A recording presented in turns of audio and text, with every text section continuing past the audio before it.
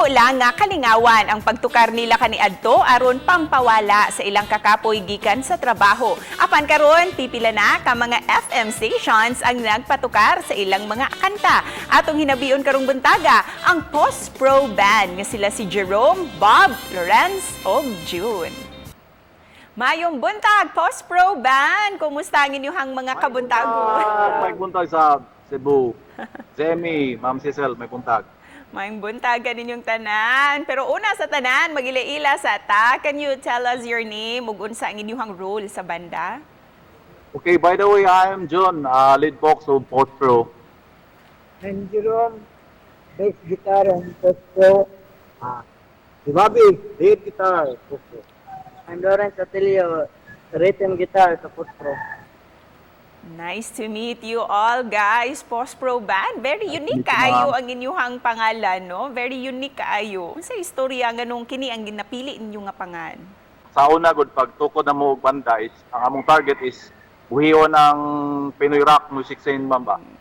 Sa kwan, so, but nagsabot mi kay, naka-decide man mi nga magsuwat mi kamong kagalingon bitaw nga kwan, kanta, so, ang among point of view is, basin makasuwat ag English or kwan, Tagalog or something ana.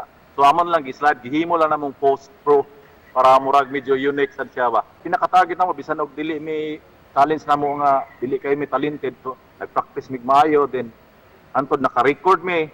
Hapit na gali mi magka-album, hopefully ma-record ang isa kanta is maka-release na mig album. Then ang among kanta is mapaminaw na sad sa mga some FM station diri sa Visayas o napod sa Mindanao. Congratulations. Dili lalim ang inyong giagian pero nilahutay gayud mo no as a group.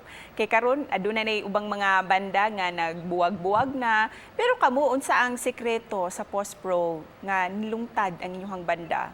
Ang technique namo is pag sinabtan na ragyod, pagpahiubos, wala bitaw gibutang sa utok nga ako maayo ko, siya maayo ko ana bitaw.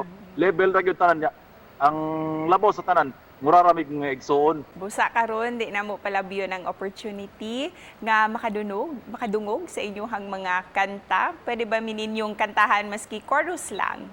Simple lang akong pangandoy, isagan kisses from you. So please give me time to tell you I love you. Thank you sa pasample, Post Pro Band. Talented gayud ang mga bisda kung kanta na ang hisgutan. Busa asa mo pwedeng bisitahon sa inyong mga fans sa social media?